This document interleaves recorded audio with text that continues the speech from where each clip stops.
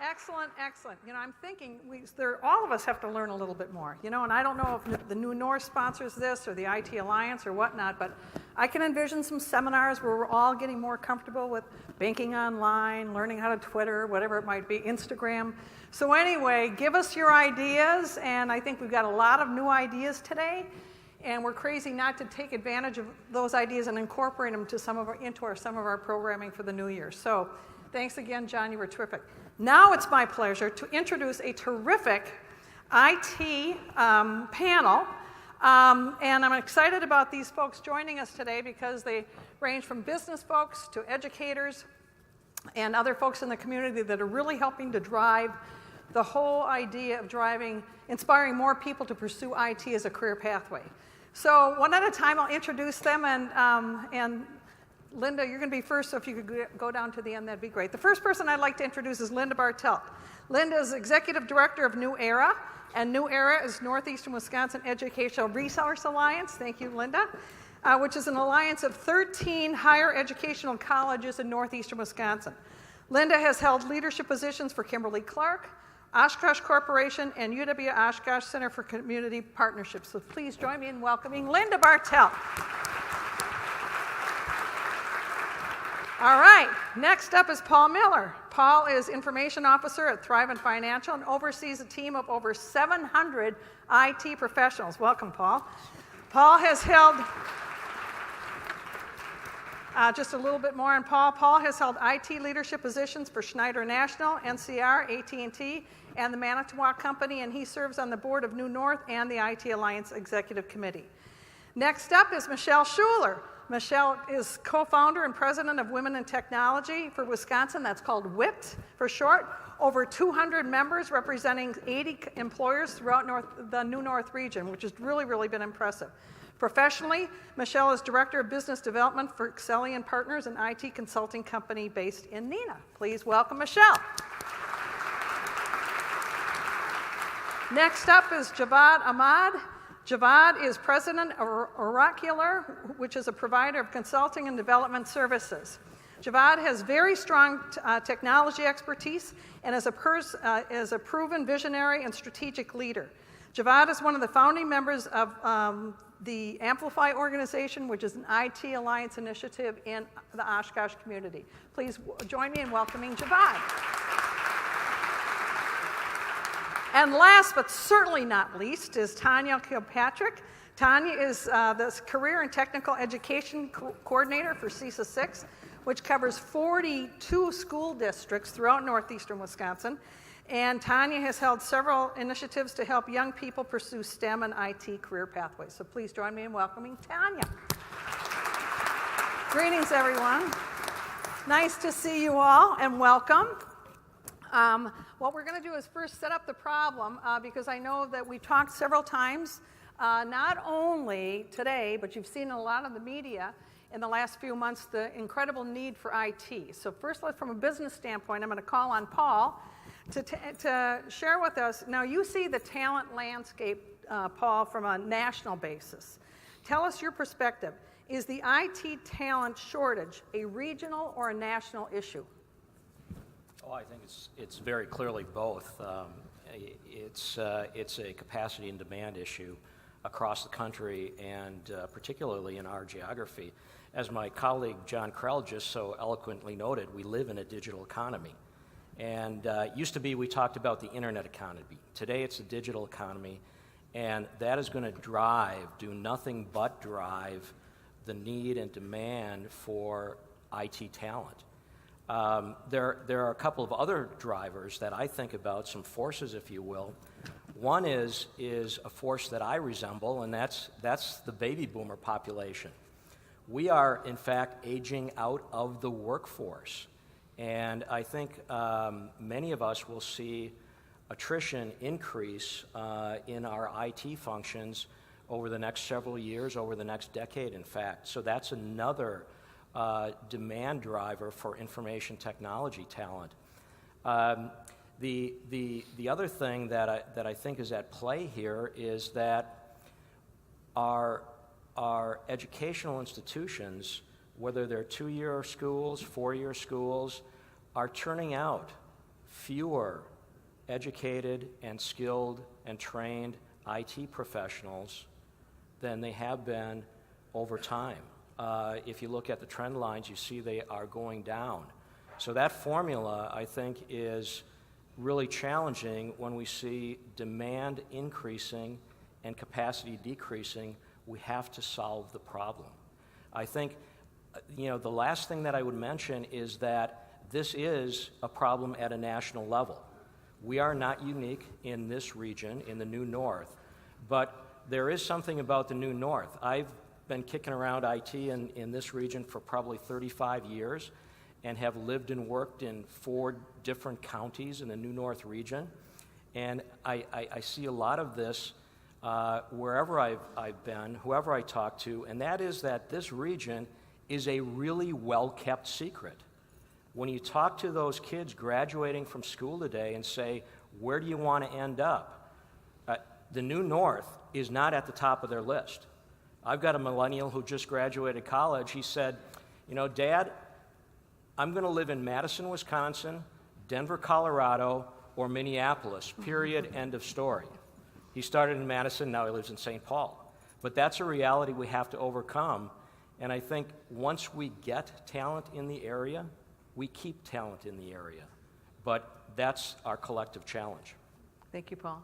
Javad, what about you? Specific to the IT community, what is your perspective of the need for IT talent in Oshkosh community and our region? Well, first of all, I think the general need of IT, as was pointed out, is not just even national, it's global. As we transform the workforce in general, or business in general, the fact of the matter is the IT is prevalent in every single sector. We in IT, and then certainly the educators that are producing the talent, we have a big perception issue at the moment, and which is that how do we define IT? Back in the 80s when I started, actually not that early, late 80s, it was fairly easy to categorize what IT was. But today, IT is, as I said, is in every sector. So we have a perception issue, we have a marketing issue, we have people not being able to correctly analyze and recognize as to how do they pick an IT career. And then on top of that, people are being turned off from generally from, understanding that maybe it is too geeky at times, or maybe it is something that is going to get offshored, but that's all wrong perception. These are the challenges that we are facing in general from an IT standpoint, and that is why I think it is very important at the moment to basically work on reestablishing the perception, the marketing, and then you come back into, as was pointed out, is how the generations are working towards it. So the pace that IT is evolving at forces us in many aspects, and it's probably not appropriate to say it, but nonetheless, there is going to be some generational gap that is going to be occurring. Because as the IT is evolving, there are people in the older IT profession, the older generation from an IT, they are not going to be very readily accepting those new technologies, paradigms that are going to be prevailing, as was pointed out earlier, how digital economy is progressing, how the next wave, what we don't even know what's coming, Right. How people who have spent 20, 30 years in developing their careers, how suddenly they can get up and change. They probably won't be able to change as quickly. So we are depending on newer skills and the newer talent to come in very quickly to be able to satisfy the needs. Very good, thank you. Mm-hmm. Now, Linda, when the IT Alliance started, Linda did a great job leading on behalf of New Era a research study all around the region, talking to companies throughout the region and organizations. Tell us what you learned, Linda. Were there needs throughout all the different industries that you witnessed and around the region? Yes, absolutely. There's significant need for IT talent, spanning the breadth of entry-level positions all the way through very seasoned professionals that may lead a certain area in IT for an organization. As we conducted the research, and this This was done as a combination of survey work as well as business roundtables throughout the region. There was a significant understanding of how we must approach IT and demystify, as we have just discussed this, the IT careers. So we went and developed this survey with the collaboration across the region with the Economic Development Corporations, New North, chambers, and so forth, and our workforce development boards, and really had a very successful survey to discuss what the needs were and continue to be very, very strong. As we look at the region, today we represent about 15% of the IT jobs in the state. By 2025, we will be closer to 25% of the IT jobs in the state, which is significant growth and one of the leading regions in the state. And you may ask, well, why is that? And there's a couple of very clear reasons. First off, the continued advancement of our manufacturing businesses here within the region, as well as the strength of financial services, insurance, and agriculture, and so forth.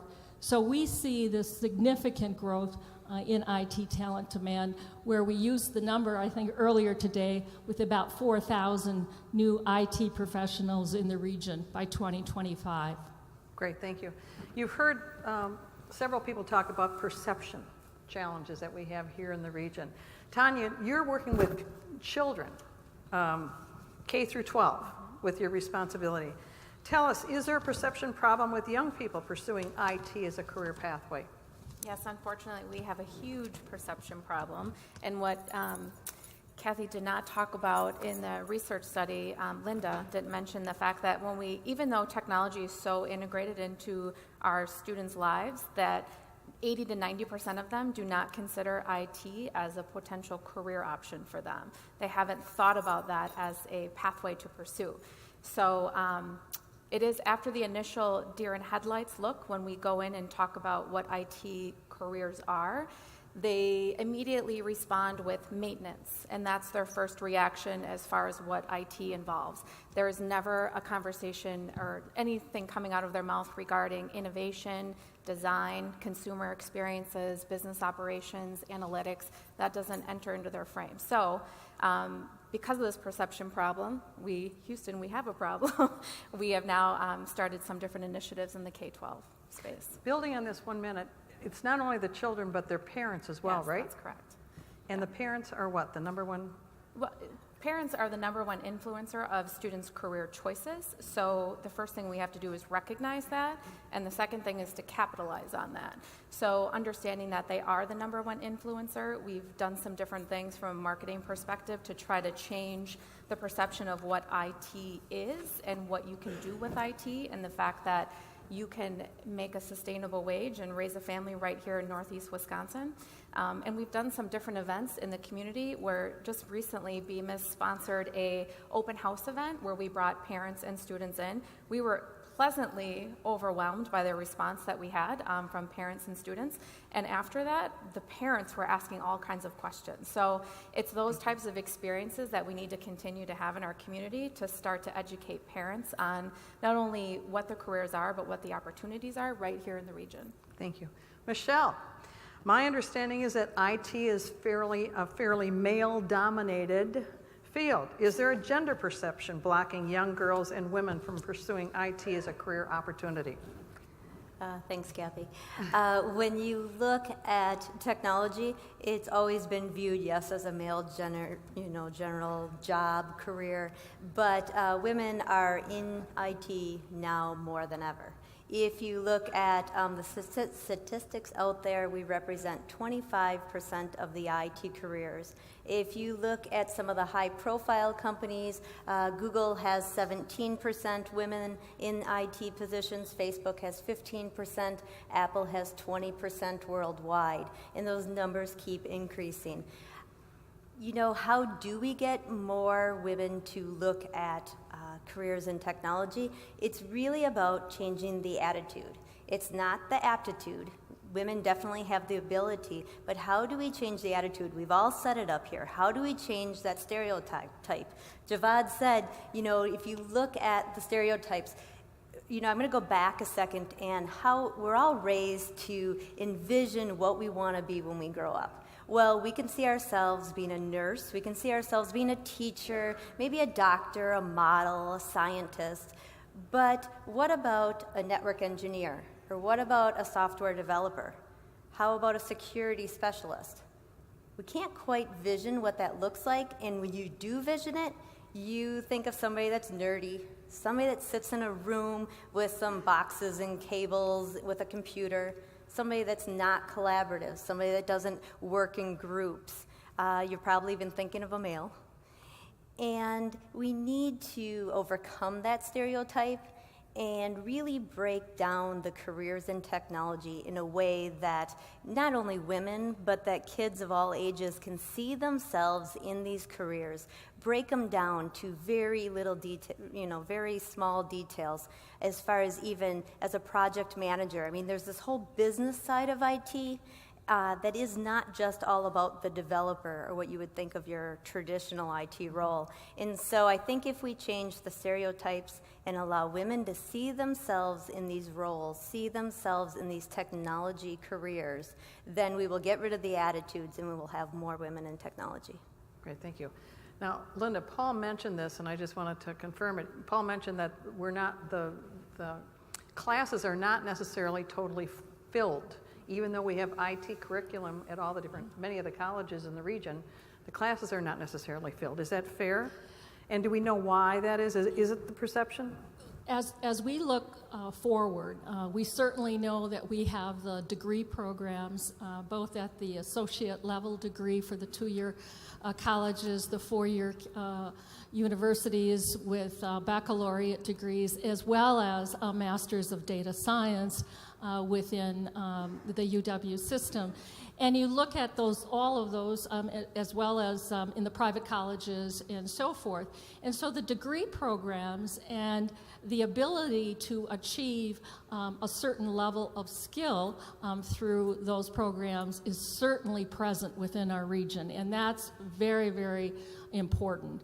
What we do need to do is to better understand what are the barriers for individuals coming into those programs and really going after what those key communications and awareness building. We believe much of it has to do with not understanding the world of IT as we see it.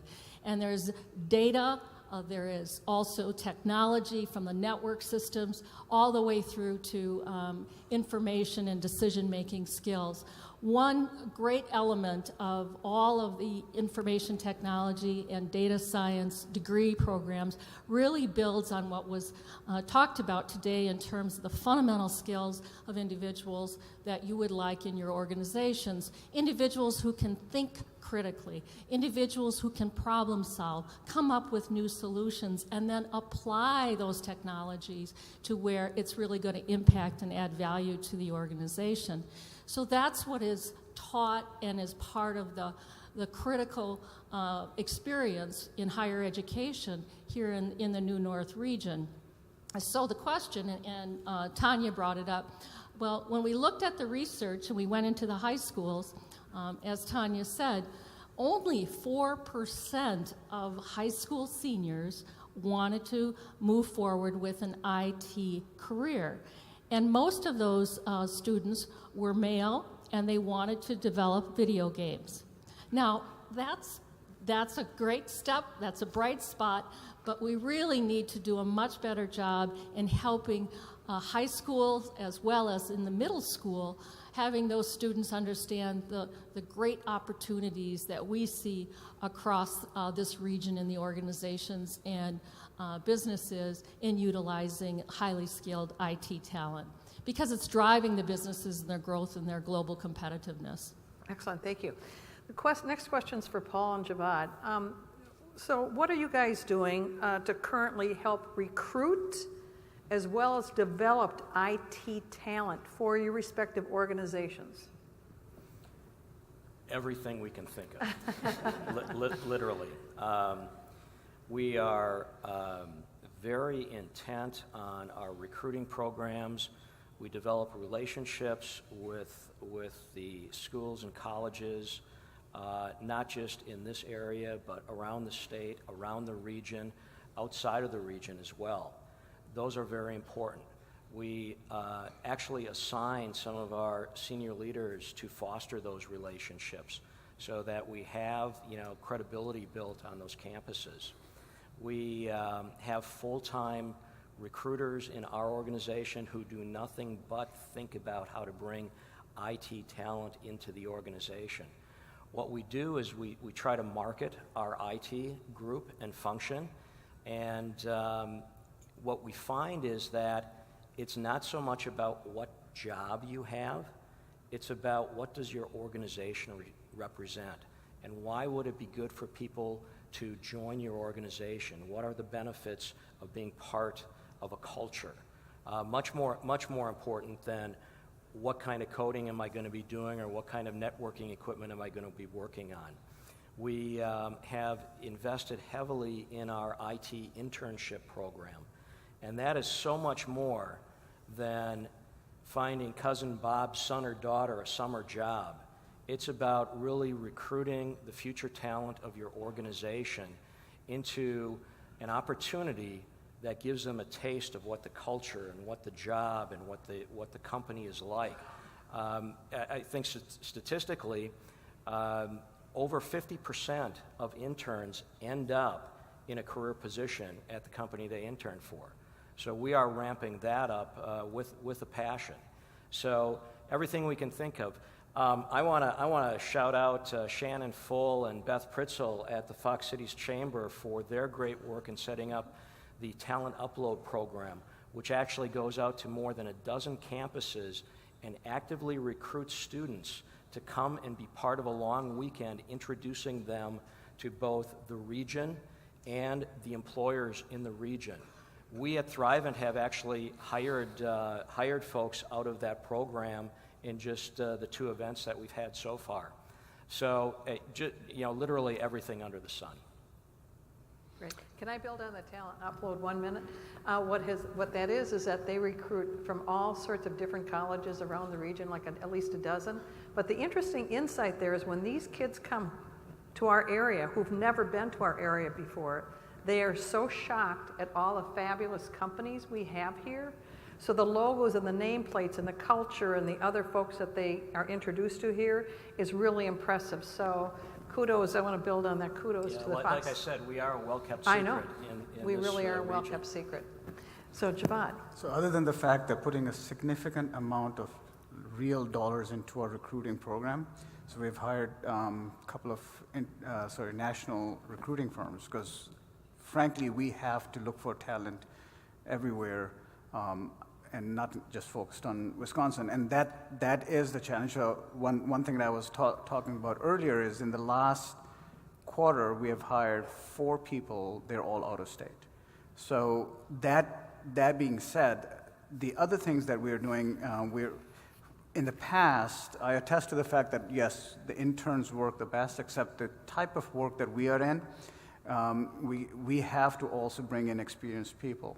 And for that, one of the problems that we have is how do you find people who have good industry experience as well as IT experience?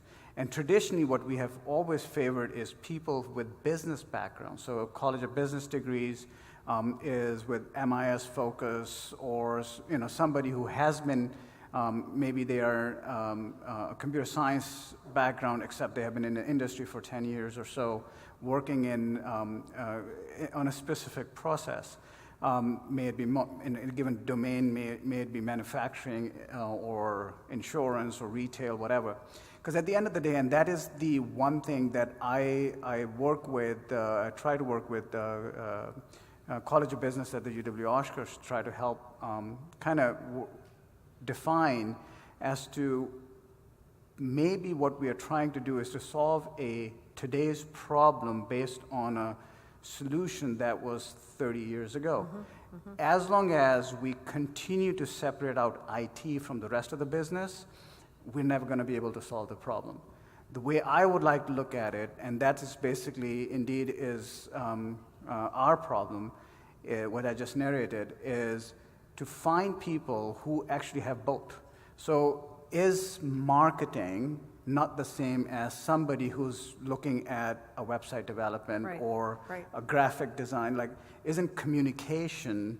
Right. No. So is that an IT career, or is that some other career? Is business process management and operations is not the same as operations management? Is somebody who has a financials degree, can they or not be part of a very, like in an ERP implementation of some sort? So those are the types of problems that we're trying to write. And yes, there will be always a need for somebody who is actually going to be the heads-down programmer and so on and so forth. But those are frankly, the positions, if we're going to gear towards those type of commoditized jobs, those are the ones that are being offshored. So as long as we remain engaged into the front end of the business-driven jobs that make the difference at a business place, they are project management, they are business process automation, they are communication-driven, collaboration-driven jobs. Those are the ones that we are focused on, and I'm working quite heavily within the Amplify, and also working with UW to be able to try to help evolve that type of a paradigm within the marketplace. No, excellent, great. So this question is for Tanya, Michelle, and Linda. So what are some of the programs that you guys are already seeing or doing that are helping inspire people of all ages to pursue IT as a career pathway? Well, I can start. I think just to collaborate on that a little bit more is one of the challenges that we have in the K-12 setting is certification of teachers, and not many teachers having a background in information technology. So how do we gear up the students if we don't have teachers armed and ready to go? So one of the shifts that we've made is really trying to push our business and marketing instructors, our business and information technology teachers, to get trained and tooled up in IT. So we sent teachers to a 2-week Project Lead the Way computer science training this past summer, and we're hopefully going to be sending more teachers again this summer, but it's expensive to try to tool up teachers in that type of training. So we were fortunate to receive a DWD Fast Forward grant to help support some of the innovation that we're trying to implement in the school system. And I think really what we're trying to do is pull students from all backgrounds. And what you said is, where does IT fit in the K-12 space? Is it a standalone program? Is it integrated across multiple programs? So we are working with our school districts to find a home for IT and trying to create a sequential pathway for parents and students to understand what these courses look like. So it's been exciting and it's been a challenge, but it's been good.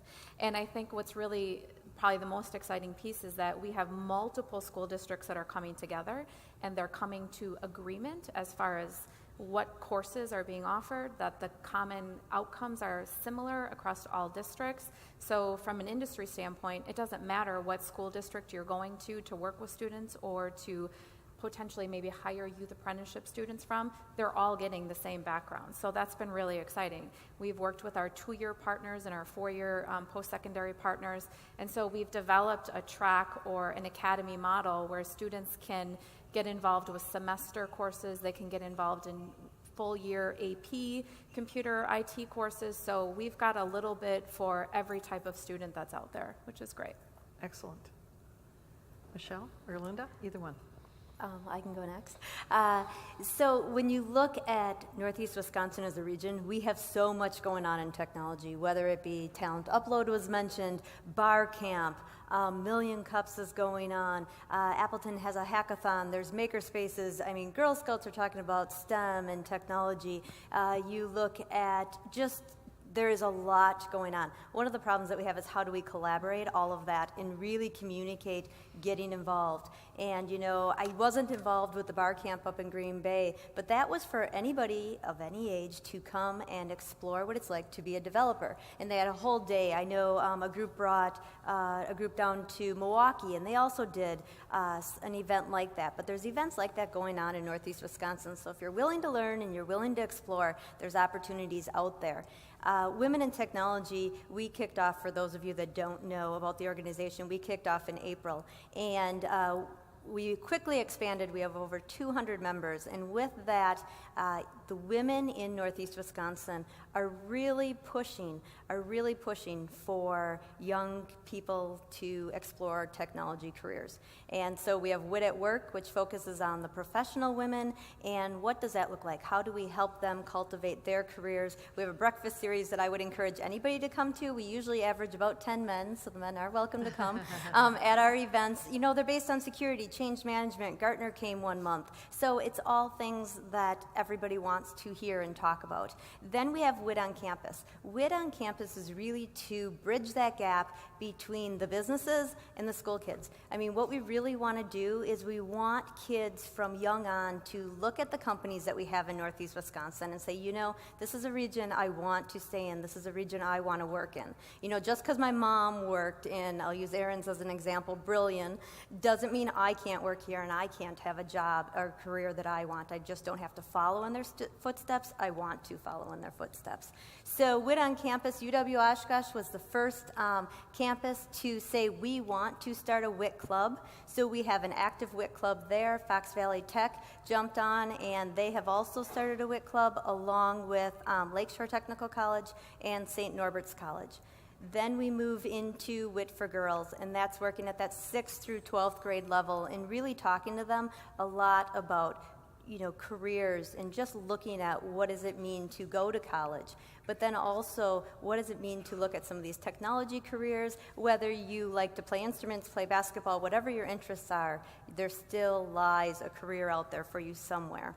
And so if we can take, so girls, I guess some of the WIT for Girls, Hortonville School District is kicking off a Girls Who Code group at the high school, and they are also kicking off a WIT for Girls at the middle school. Hortonville, one of the high schools in Oshkosh, is kicking off a WIT for Girls club. So that's really just focusing on the girls and grabbing onto them and bringing into the society. And then how do we just have them step that all the way up to say, hey, I started out kind of like Girl Scouts or 4-H. I started out as a WIT for Girls, moved to WIT on Campus, and now I'm a professional woman working in Northeast Wisconsin.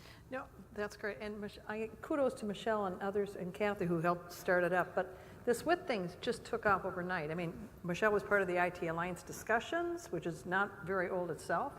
And she went out on LinkedIn and said, are there other women in the region who have an interest in this? Boom, 200 women in a few weeks signed up on LinkedIn, but these are passionate women who are really trying to make a difference. So encourage kids in your schools, wherever they are, to start a little WIT club. It's going to encourage young girls to consider it, and it's going to also encourage the parents to be considering it as well. So great job to everybody on the WIT team. Linda. Yes, from the New Era perspective, the New Era colleges and universities throughout the region, we are very hard at work on developing a 2+2 program, very similar to what we discussed earlier in the conference regarding the engineering technology program, whereby students can begin at any one of the 12 colleges or universities and achieve an associate degree in electrical, mechanical, or environmental engineering technology, and then move to either UW Green Bay or UW Oshkosh and achieve a baccalaureate program. We would like to do and are planning to do a very similar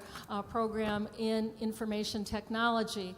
3 areas that we're looking at, given the need as well as the support from businesses and organizations in the region. The first is one of software development, software engineering, and that can be everything from literally web development on straight through. And that individual could start and then achieve a baccalaureate degree in computer science. And so again, a 2+2. So start at the technical colleges or at the UW colleges, achieve College of a Nomination, et cetera, and then achieve a baccalaureate degree.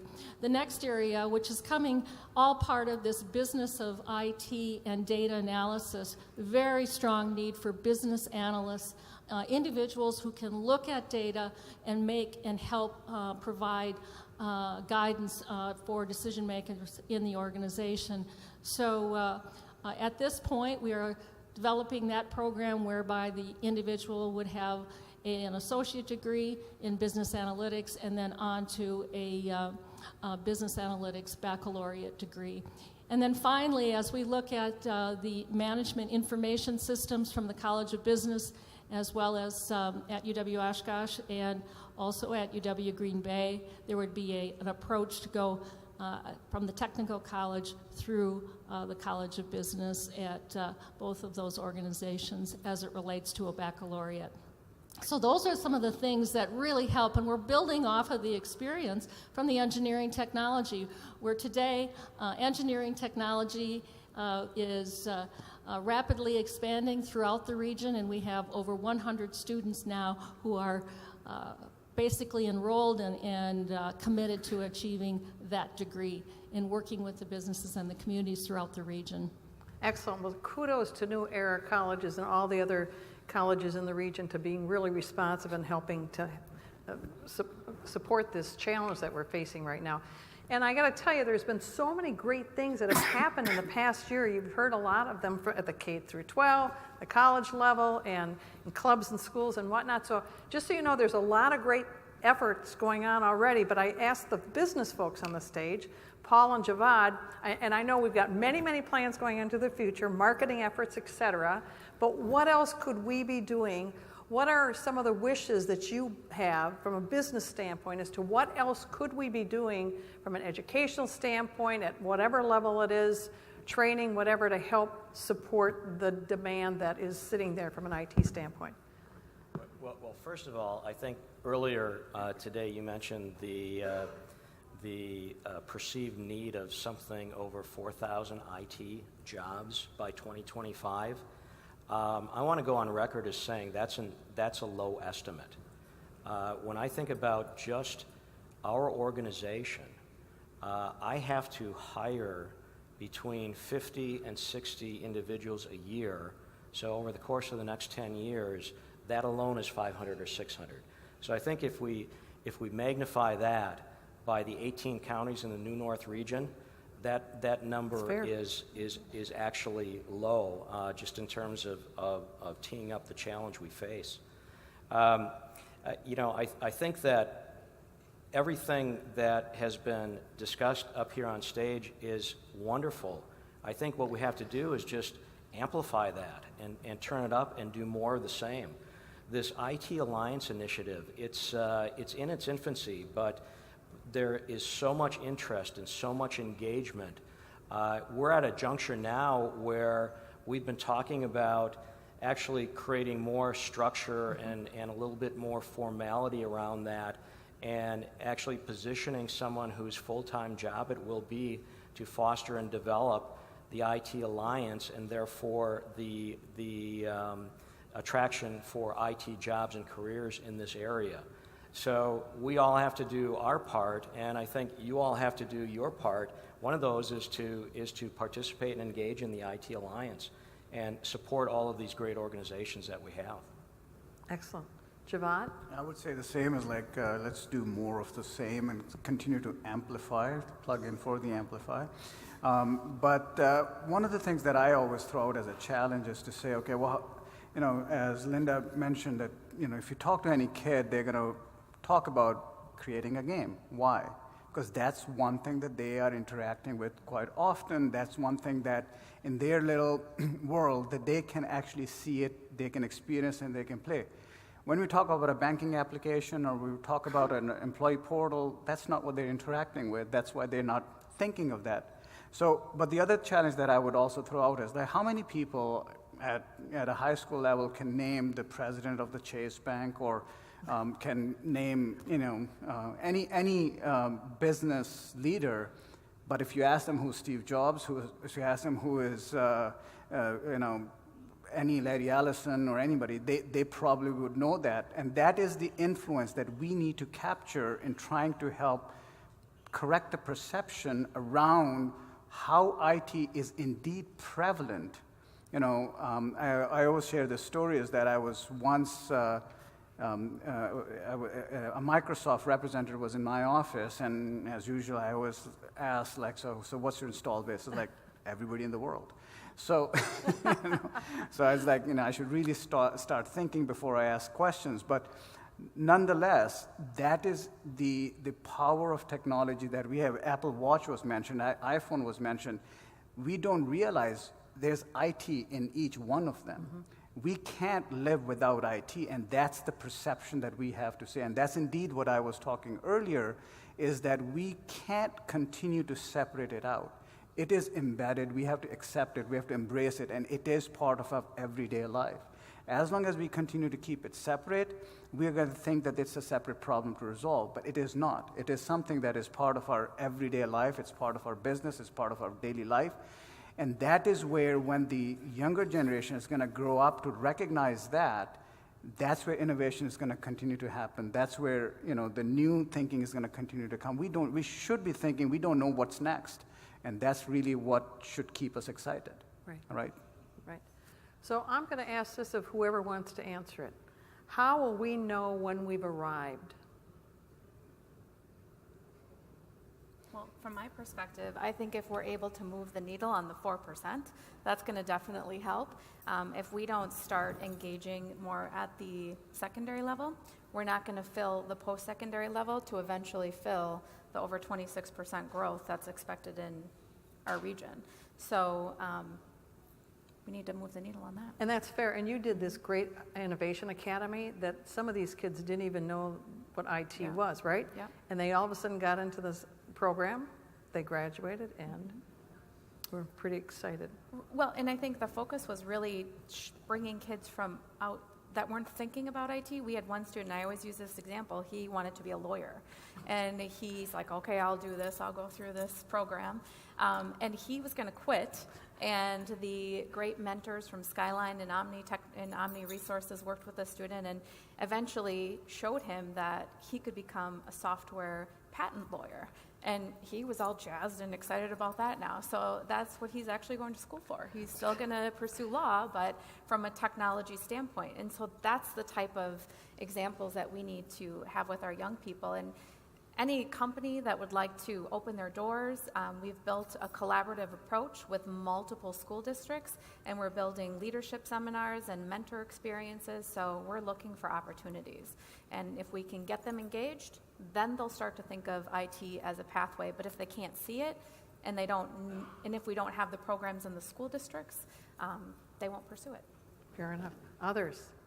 Linda? I think the ability to have 4,000 plus, as Paul indicates, that's a conservative estimate, but to have 4,000 plus IT professionals in the New North region by 2025 in jobs that probably, and career pathways that we haven't even thought about yet, because that's the nature of IT, would be an outstanding expectation as we look out further into the future.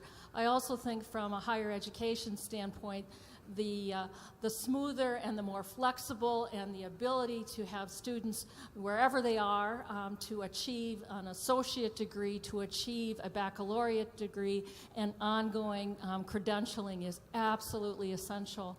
And the commitment that you have within the region from the higher education institutions to ensure that that is the case, so that those opportunities as presented by business growth and organizations are clearly here for community members.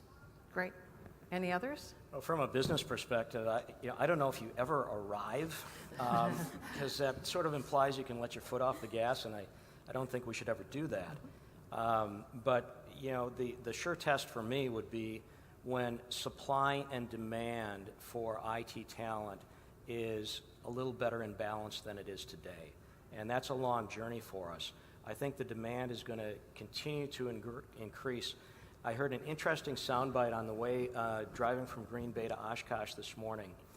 And that was someone reflecting on how many of the technology systems and platforms that drive our businesses and economy today were created and developed and implemented before the advent of the iPhone, which I think is a very intriguing challenge because it implies by nature that living in a social and mobile and digital economy, those platforms are going to have to change with the economy as well, which is going to just drive things up. So I'm not sure we That's ever fair. arrive. We have to keep doing That's more fair. of the same and try to create better balance. The other vision that I would have is that we're no longer a well-kept secret.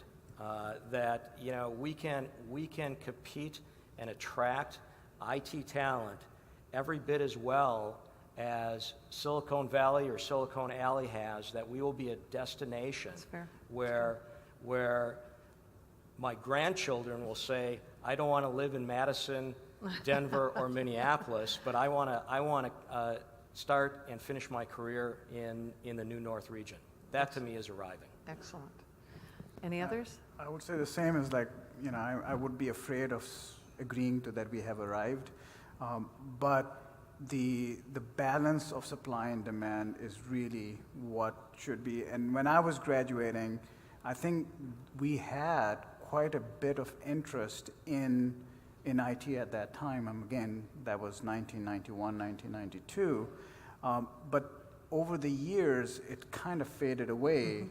So I think we need to kind of bring that back a little bit, but in a different flavor in terms of whatever is the need of today. But the problem is what we define today is not going to be tomorrow. So we have to continuously evolve. And however we do that, I think that supply and demand balance is what's going to equate. However, the other aspect of that is as we did the Amplify event, it was mentioned that we are in like a musical chair scenario right now, which is we're basically revolving the talent amongst different organizations at the moment. So we need to be able to focus quite heavily in bringing up the net new talent. Yes. And that is once we have that started, that I think we would be in a good situation. Excellent. Michelle, did you want to add on? Well, when you look at, so Dan Aarons this morning had said when he was going through, I think it was Dan, said when he was going through his dad's paperwork, in the 1960s, they were talking about careers in IT, or not IT, but careers in collaboration. And that's really what we're talking about today, and that's what we're going to talk about 30 years ago. So yeah, we are not going to reach that end. It'll be something totally different. And I think one thing I'd like to add on is that at least 50% of the IT professionals are women, right? Is that fair? 25. Then we arrived. So one final question for all of our panelists. What advice do you have from your perspective for the people in the audience? Because this is a wonderful opportunity for all of us to inspire people to pursue IT as a career pathway. So what advice would you have for our audience as we conclude? Start. Tanya, go for it. I will start, and I will say, first of all, thank you, everybody, for your support, not only of WIT, but all of the schools and everything else. And even for being here today, it obviously shows that the companies in Northeast Wisconsin truly do want to collaborate and work together here in Northeast Wisconsin. So I would encourage everyone to stay involved, encourage your employees to get involved, and if they think, well, I really don't know how to get involved, I'm not in technology, we'll find a way. Great. Others? Well, I would say if you're not losing at least a little bit of sleep these days with respect to how your organizations and companies are going to react and respond to the IT challenges in the future, I would encourage you to think more heavily about that and then, as Michelle said, become engaged. I would also like to thank the entire group and for the support for not only the market research work that we've done, but also just overall an understanding and a calibration of the opportunity in front of us for IT talent. And I would say encouraging people of all ages, young as well as individuals who may be saying, you know, I think I might want to do something different. And this is the time of year where you meet family and friends and encourage them to perhaps think about a way to incorporate potentially some of the principles of IT, and perhaps give a call to a local technical college or university and sit down and say, how do I go from where I am today to perhaps a career transition into information technology or beyond? So again, encouragement, engagement, and knowing that IT is everywhere. Very good.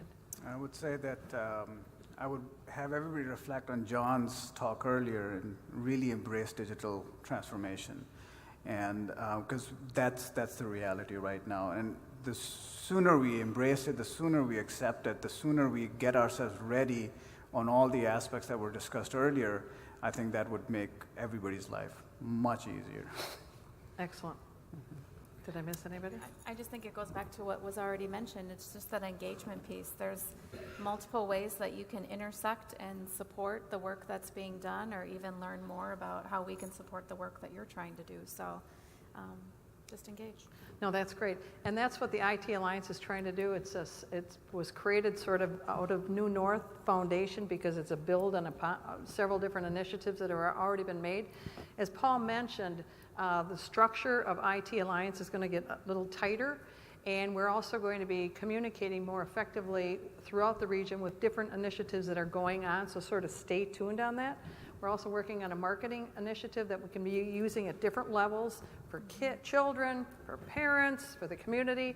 We've already talked to a lot of our media partners. That's why you've seen a lot of IT articles out there. Michelle was on the cover of Insight magazine this last issue. So, you know, get involved as much as you can. If you have ideas, fabulous. We'd love to hear from them, and you can use either the WIT website or the New North website to let us know what's on your mind. So just everybody, please join me in welcoming this Tanya and Javad, Michelle, Paul, and Linda for their great thoughts and their time and effort in helping to drive IT talent in the region.